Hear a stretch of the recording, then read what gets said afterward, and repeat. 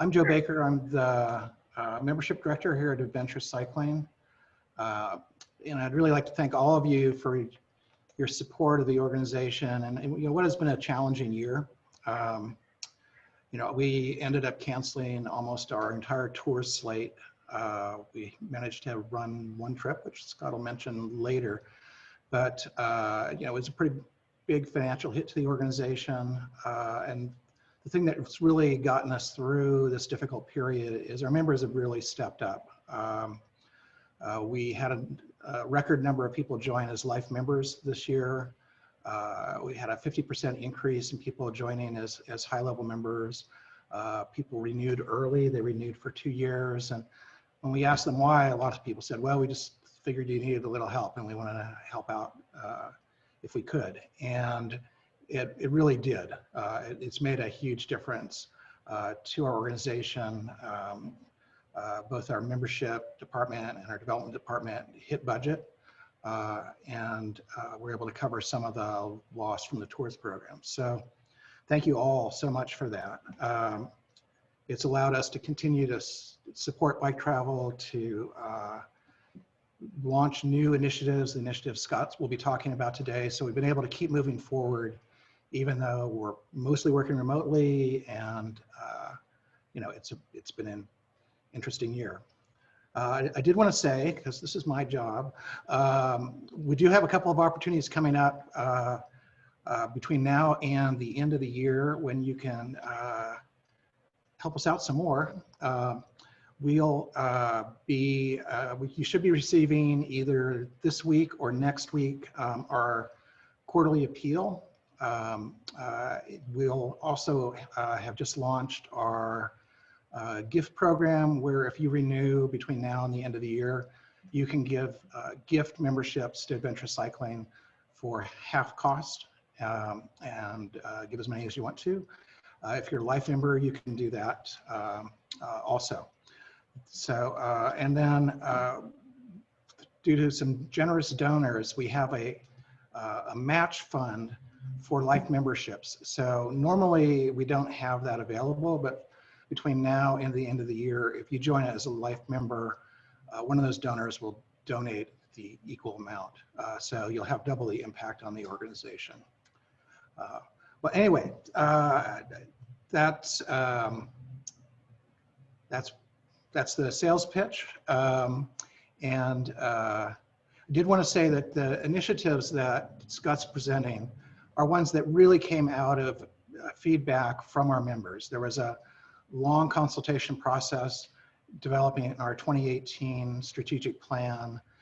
There were then 45 member gatherings to gather feedback from members on that. We also take our annual survey very seriously.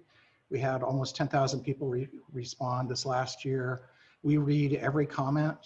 We sort those. We send them to the appropriate departments. We respond to people. So we really take your feedback seriously.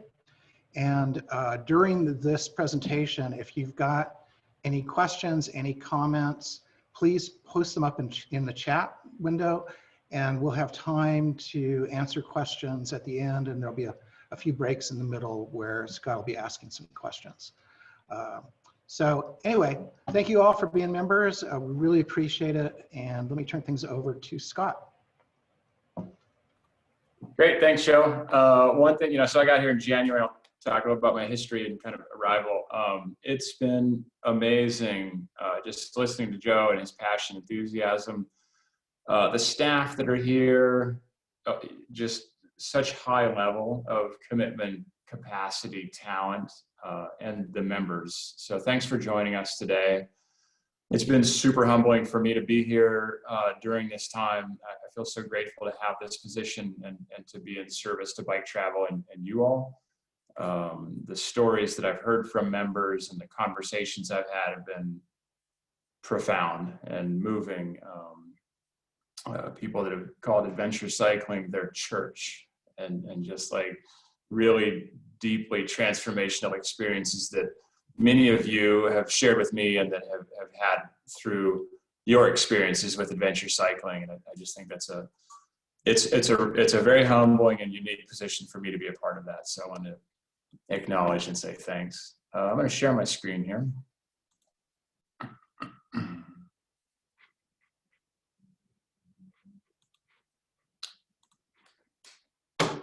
I've got about, I don't know, 26 slides or so. I'm going to talk to you about my background and kind of where adventure cycling is, just for context. I'm going to share with you our 3 priority initiatives that we have for the coming year. And then touch on our tours program, which, as Joe mentioned, had a pretty, went through a huge transformation this year and just had a big hit with the coronavirus. And then we'll take some time for questions. So if you guys have questions while I'm presenting here, please drop them into the chat window, or you can do that at the end of the presentation. We'll have some time and you can put them in the chat window.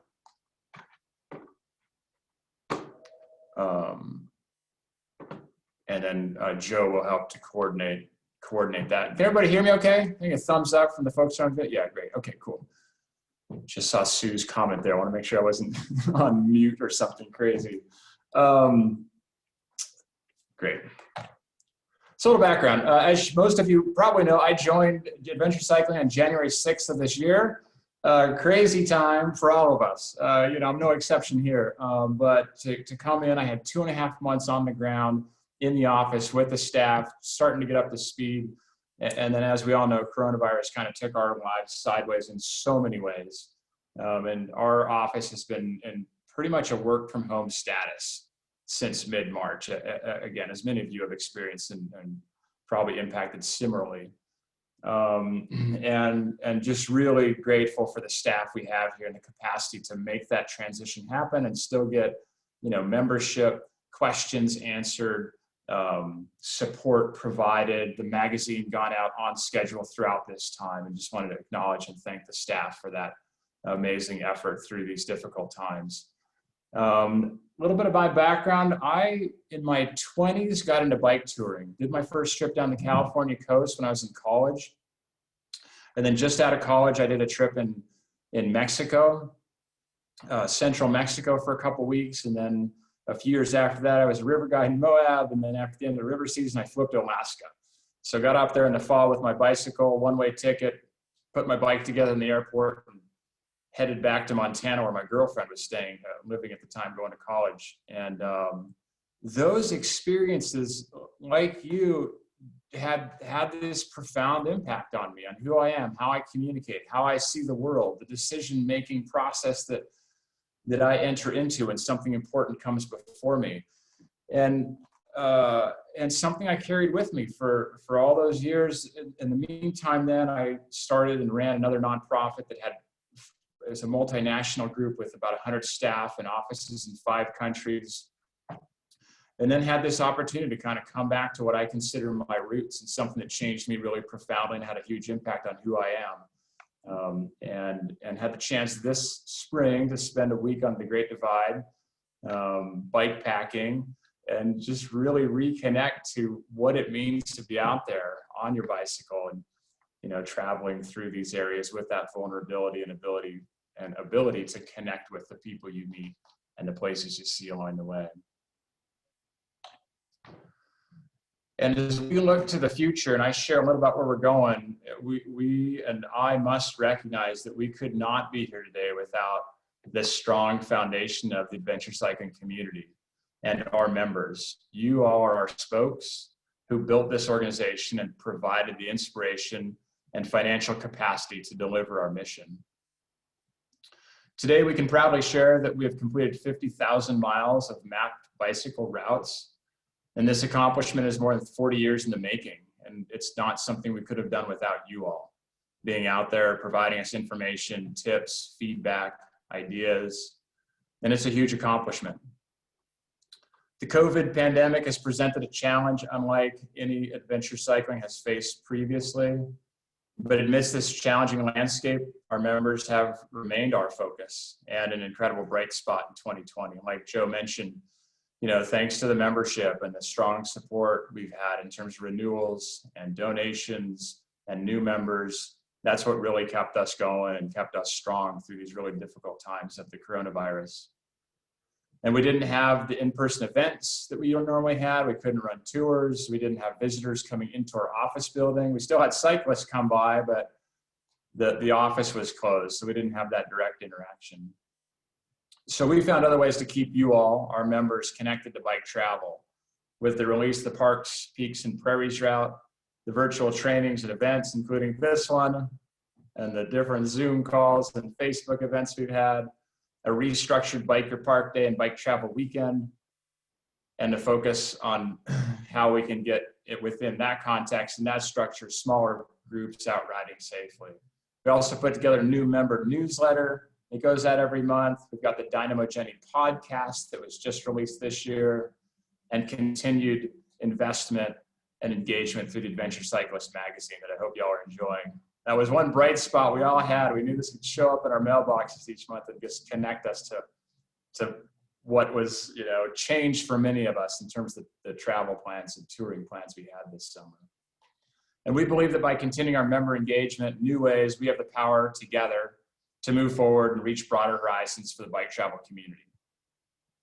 And that's what I'm going to talk about today, our 2021 initiatives that will connect you with each other and the work that we are doing. There is no other nonprofit dedicated to all areas of bike travel.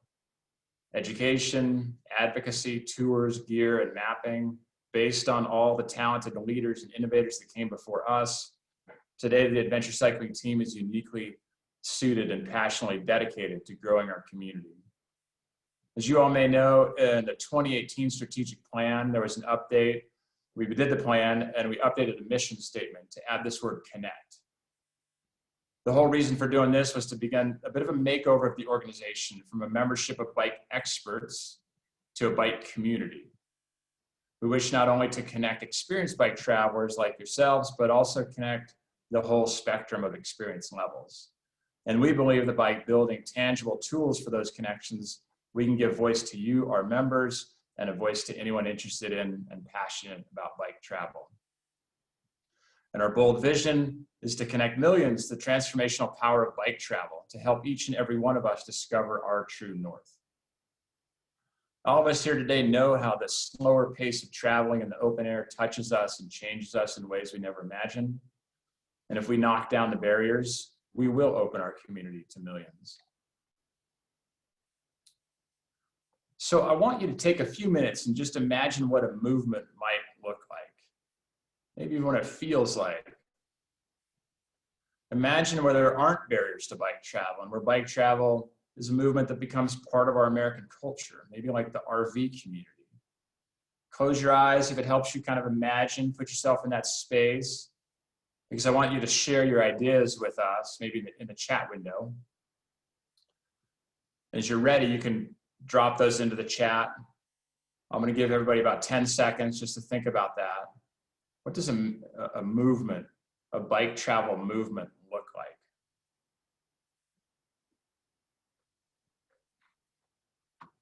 And again, I encourage y'all to use the chat window.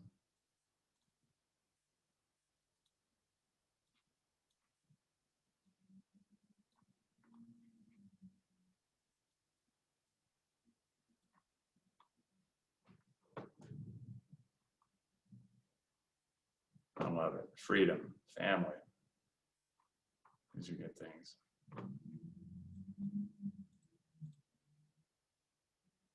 Like New York City during the pandemic.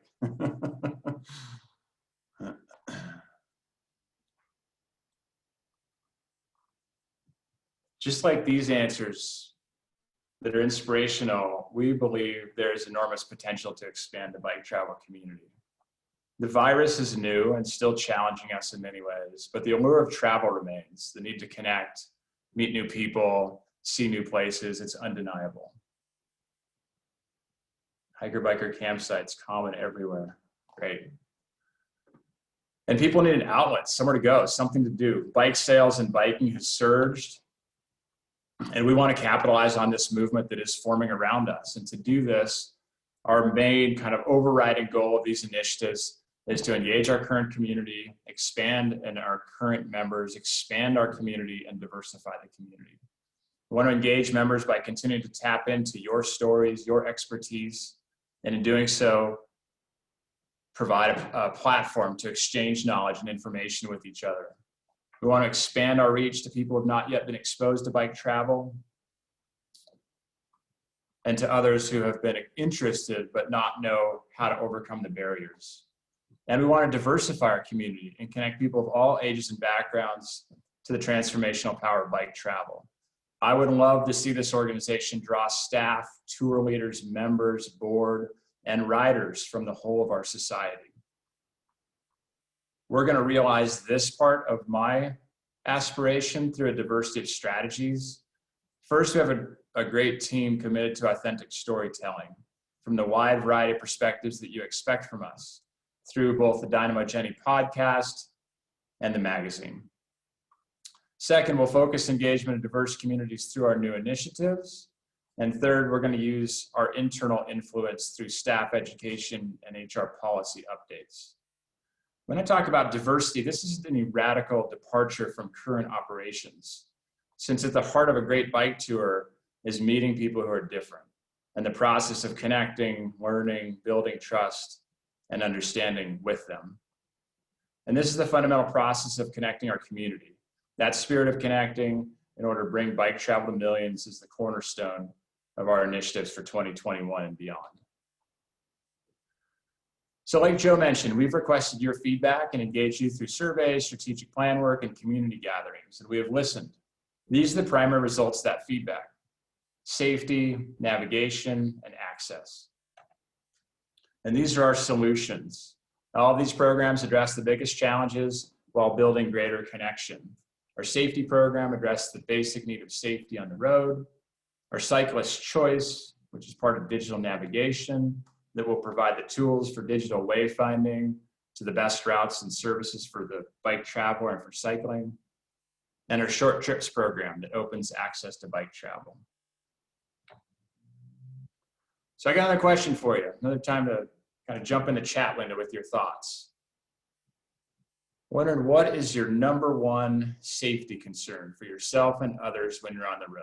Imagine you're out there, you've got your panniers loaded up, you're heading out somewhere, you're on the road or the trail. What's your number one safety concern? And again, you can drop that in the chat window. Turtles in the road.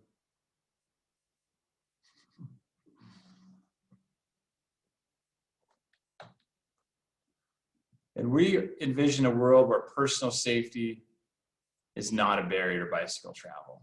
And you think about normalizing bike travel and a bike travel movement, safety is a fundamental aspect of this. I see a lot in the chat window about vehicles, distracted drivers, cars, getting hit. So we've developed a route conditions mapping tool. And this is a tool that synthesizes and brings in feedback from State Department of Transportation's and from you all. We will be collecting this through our Bike Route Navigator. This is our app. We'll bring all this information in, synthesize it, and we can share the risk assessment data and specifically identify and prioritize the high-risk locations along our routes. And then we can work through our network of connections with the state DOTs, and we're the only organization that's working with every state DOT to prioritize those high-risk locations and advocate for policy and infrastructure changes. It's a way that we can leverage our information that's coming from our tours, from our members, and directly from state DOTs to provide high change over a lot of miles of bike routes, and specifically focused around vehicle volume and velocity, rumble strips, and shoulder width. Those are key things for us as bike travelers to feel safe on the roads. We piloted this program with Kansas. They had several bikers that were struck by vehicles in 2018. And we worked really closely with their State Department of Transportation officials to look at the data. We worked with tour leaders and a route researcher to assess the road conditions. And we came up with this tool that we used with them and this list of recommendations that they then use to update their infrastructure and make their routes safer. And this tool that we developed with the partnership with Kansas State DOT is now what we're replicating to use with another 3 or 4 state DOTs in the coming year and then we'll improve and replicate and distribute wider from there. All right, I got another question for you. You're on a multi-day bike trip, and I'm wondering, what's the most important information that you need today? So pretend it's like day 3. You woke up, you got 50 miles to do. And I'm wondering, what's the information that you most want? As you prepare your day, you're just packing your bags, maybe just got on, just loosening up with the first pedal strokes. What are you thinking about? What's on your mind that you need to know now? See food popping up a lot. That's for sure what's first on my mind. Especially when you're a couple of days in. Where are you going to camp, eat, water, weather?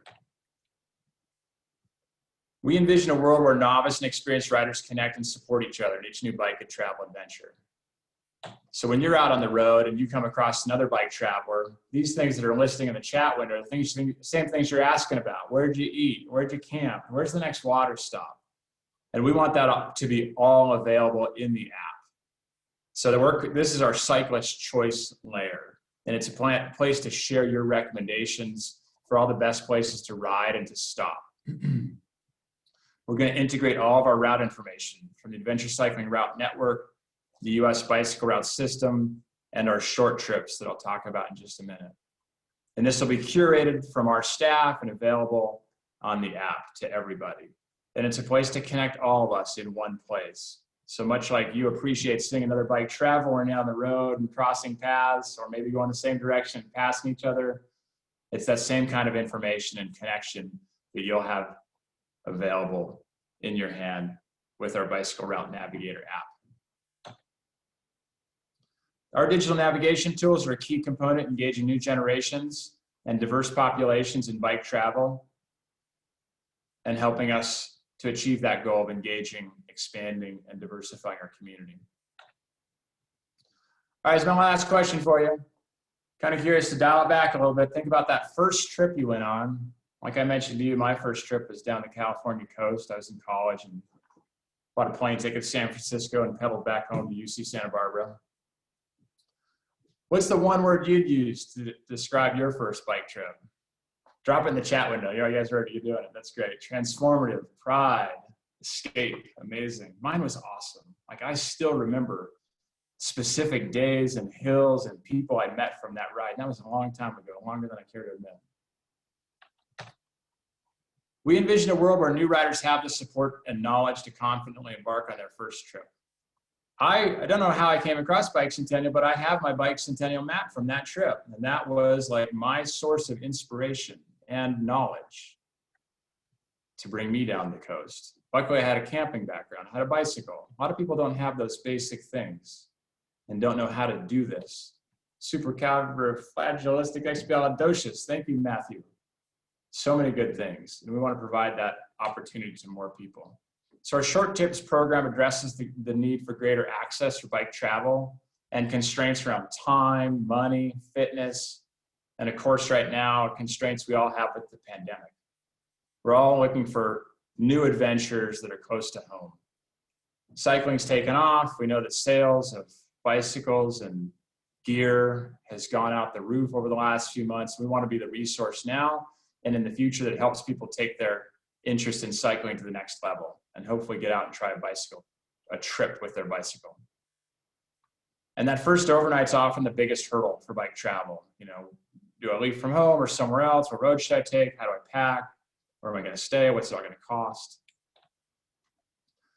And this is where we need your help. This is one of our initiatives to help kind of close that gap and provide that bridge. We'll be recruiting your mentorship and leveraging your expertise to share tips with new riders in your area so that they can feel confident as they embark on their first trip. We'll expand our short trips routes. These are 2 to 5 day routes with the beginner and family traveler in mind. But hopefully all of us as experienced bike travelers will also take advantage of this. We'll create new free content specifically for beginner bike travelers to enable us to inspire, educate, expand the rider community. And we're looking for members like you to sign up to be ambassadors, ride leaders, and mentors to help share the joy and capacity, the experience, the expertise with others that might just be thinking about it. Maybe they just bought their first bicycle or rode for the first time in the last 5 or 10 years and they're finally back out there on a bike. If that sounds like you, we're going to drop a link into the chat window here to give you information on how you can be a part of this as well. The success of our bike travel weekend is a great example of how short trips inspire new travelers. Our bike travel weekend advisors not only help promote bike travel weekend, but provide bike travel resources and guidance to participants. The model has proven that when we leverage the knowledge of expert bike travelers, novice riders are empowered to embark on that first trip. Those are the 3 big initiatives. And I want to kind of circle back around and talk about tours just briefly. I'm sure many of you are wondering about what's the status of our tours and kind of how'd that go this year for us. Like Joe mentioned, we canceled everything after March. It was a huge hit. The tours team, you know, they spent a full year basically setting up the slate, signing up participants, getting all the logistics, the vans, the equipment, the leaders ready. We have a lot of leaders. Some of you are on the call today, you know, whose trips got canceled at the last minute or maybe with just a week or 2 notice. And it was a big hit to a lot of people. So we canceled everything from mid-March on, except one. We ran one tour in Arkansas last month, and we learned a lot. First off, we learned we can run tours, and we've scheduled about half as many in 2021 as we had planned for this current year. And we feel like we've come up with the perfect combo of trips. We've got 4-day adventures close to home, got small group trips, and a wide range of tours ranging in different length and format. We built our program for the coming year with the assumption that coronavirus would still be with us. We've had some great news recently, so maybe that won't be the case, and that would be great for all of us if we do have a vaccine that's widely available. But we've chosen our tours and put together this slate based on our ability to mitigate COVID risk factors. Very excited to share with you that our signups for the 2021 tours so far year to date are the strongest we've ever had. So it's really clear there's a ton of interest. People want to get out there and travel, and we really want to support them the best we can. If you're interested in a tour with adventure cycling, please sign up soon because they are filling. And these success stories and inspiration for our 2021 initiatives that I've shared with you today wouldn't be possible without you.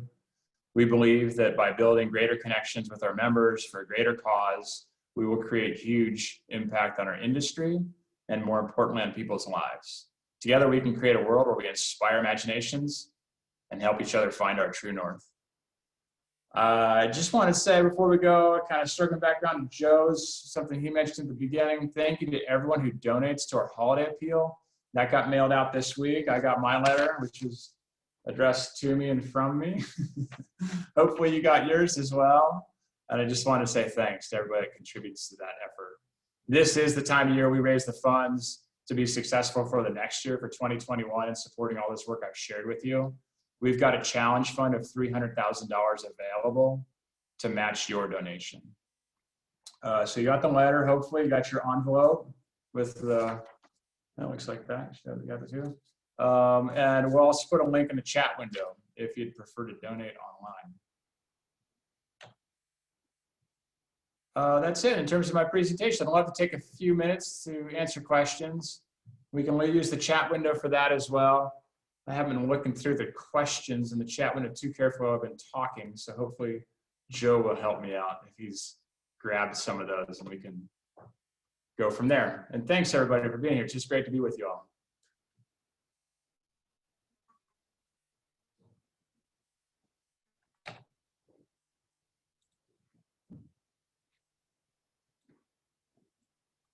Joe, are you with us still?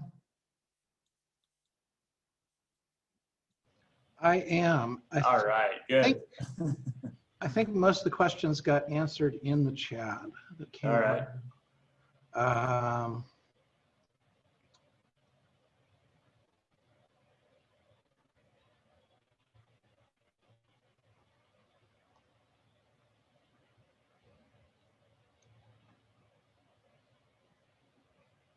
Yeah, I'm not seeing anything that wasn't answered in the chat.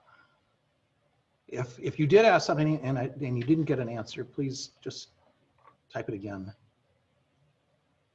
And I will also drop my email address in the chat window. Maybe someone else can help me with that. And, you know, we've been trying to test out and put different ways to connect with you all. If you have suggestions on how we can do that better, or if you just have questions for me, please take note of my email address. I'm always happy to talk to members. At the end of the day, I mean, it does two things. You know, one, it just connects me to the reality of where you guys are at, what you need, how your lives have changed, what's most inspiring for you in terms of our work. And it does give us ideas and help shape how we implement these programs and go forward effectively. So your input is not only encouraged, but really vital to what we do and how we do it. Hey, Scott, we have some good questions coming in.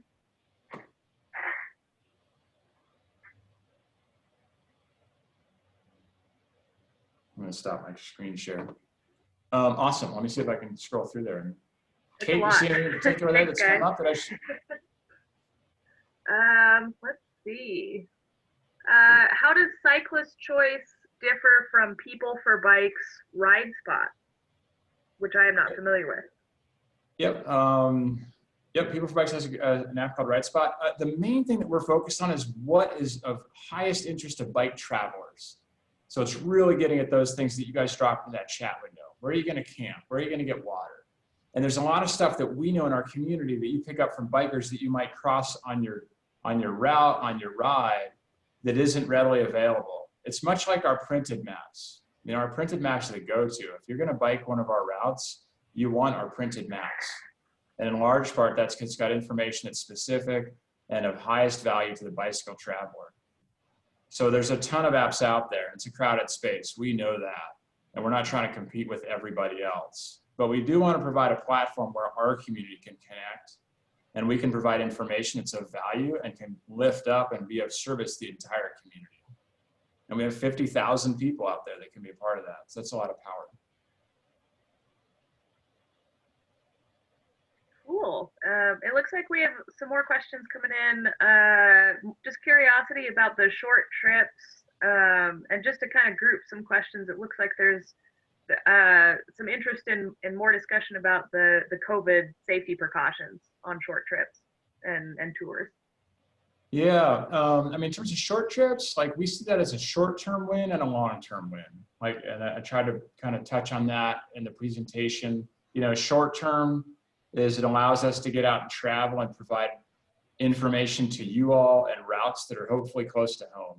So we're going to start this year piloting this and see how it goes, make sure it's of value, but it's a way we can provide you all information of trips you can do that are 2 to 5 days that hopefully don't require you to get on a plane and travel far away and interact with other communities and places that might not feel as comfortable in the COVID environment.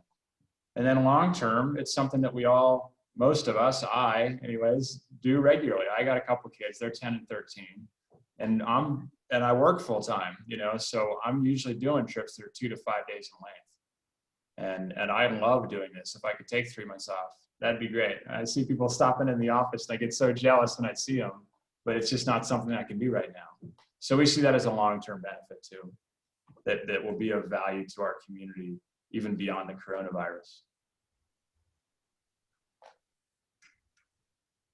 See, great. Yes, we have a lot of really great questions coming in. I'm not sure, some of these I think will be easier to respond to more specifically because they're pretty specific. Yeah. We have a question about whether we have plans for more routes in Canada. Not at this time, given the restrictions on travel and our ability to travel and do any kind of route research. We don't have any plans to do any expansion in Canada. It's just not a time for us. You know, we've had to really think about with the work from home status and the financial impact from the tours, like where can we be of highest value with our current assets in this current environment? And we've tried to really work from there. And so Canada is not something that's been within our kind of area of control or capacity right now. Great. Let's see. We also had a question on whether we'd like to emphasize more dirt routes, more things like the Arkansas High Country route. Yeah, the hope is that the short routes will be about half on and half off pavement. You know, there's a huge growing interest in off pavement routes. And that's another way that we see being able to provide product of value to a diverse community. A lot of younger riders in particular are going off pavement, but I wouldn't consider myself a younger rider anymore, but I'd love to do that as well. So we want to do both of that. More routes like the Selkirk in the future, that'd be awesome. Yeah, yeah. I will put my email address in there. Maybe Joe, if you have that handy, you can drop my email address in the chat. Yeah, I did drop that in. I dropped you did? Okay, your address and my address in there. Okay, awesome. Yeah, and if you all have any more questions, please feel free to email me. It's good to see you all tonight. I really appreciate you coming together and being a part of our community and supporting our work. I do feel like in these times we offer something really special and really valuable that helps bring people together. And that's been one of my kind of driving intentions as I've come in. And, you know, we've got a diversity of political discourse and community engagement, and bike travel can cut through that. You know, you've all seen it. You go somewhere that is a different place, and you're able to connect people who are different than you and just have really lovely, meaningful connections. And I think that's something that we can all bring to the world, and that we in this organization aspire to be a part of. So Arlen asked, I love the concept of short trips, but how do we reach outside our member base and to communities we do not currently engage? Well, that is one of the key goals of the Short Trips Initiative. You know, we've been talking a lot that we're going to have a marketing plan for every metro area that we're in, where we're reaching well beyond our membership, that we're partnering with clubs, that we're partnering with shops, that we're partnering with other organizations to really reach outside of our current membership. This year, for the combined Bike Travel Weekend, Bike Your Park Day, Eva worked with a consultant, and he was on the call with a little baby on her lap, Karen, although she's turned the camera off now. But so we reached out to a bunch of cycling groups that had lots of members of communities that haven't been part of adventure cycling before. And we offered small stipends to cover costs, hosting a ride, and got a lot of participation. I think it was the most diverse event we've had. So it's it's kind of baby steps so far, but that is one of the key things we're trying to do, is really, use our base of long-term expert bike travelers to help take bike travel out to a much wider audience, and to bring people in who wouldn't find it without a little bit of help along the way. Here's what to do. Here's how to pack. Come on my ride. Cool. Thanks, Joe.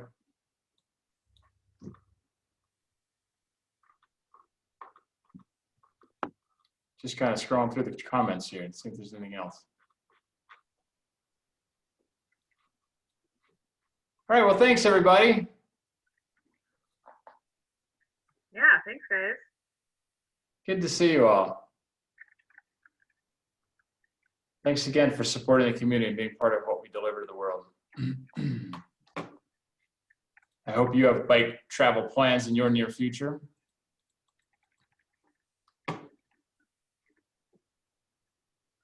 All right. Good to see you, Ethel. Thanks for joining us, Steve. Bye, everybody. Have a good night.